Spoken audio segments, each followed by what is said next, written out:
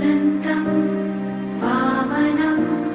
शौर्यं वैकुण्ठं पुरुषोत्तमं वासुदेवं ऋषिकेशं माधवं मधुसूदनं